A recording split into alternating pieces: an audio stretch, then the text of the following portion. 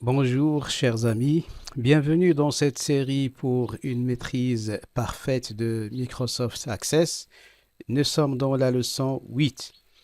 Dans cette leçon, nous allons découvrir ensemble les états et les graphiques. D'abord, notre leçon, dans une première partie, nous allons découvrir les types des états disponibles.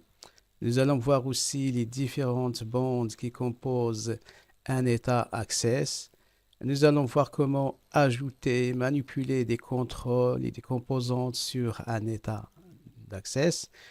Nous allons voir aussi comment utiliser les propriétés d'un état pour contrôler le comportement d'un état.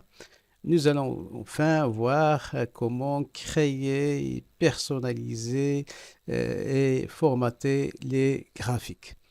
Donc, commençons par le début. Qu'est-ce que c'est qu'un état? Donc, si on le compare par rapport à un graphique, pardon, par un formulaire, nous pouvons dire que le formulaire, il est destiné à afficher les informations, ou bien les données sur un écran, alors qu'un état, il est destiné à recueillir et à présenter les données en vue d'une impression. Donc, la mise en page des données, il vise à les présenter pour un document imprimable.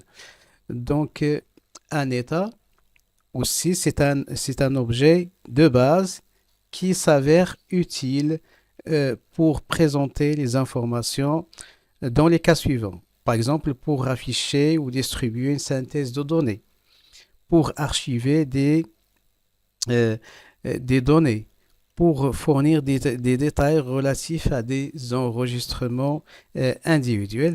Et enfin, l'état il est utile pour créer des étiquettes. Par exemple, si vous voulez présenter des adresses de tous les clients, par exemple. Donc, commençons d'abord par voir les différentes euh, composantes d'un état. Donc, un état est composé de 4 sections. Il y a une partie, la partie supérieure d'un état, c'est ce qu'on appelle l'entête. Nous avons le pied de page, nous avons un en-tête de groupe et nous avons un pied de groupe, de page de groupe, pardon. Donc, nous allons voir tout ça en détail.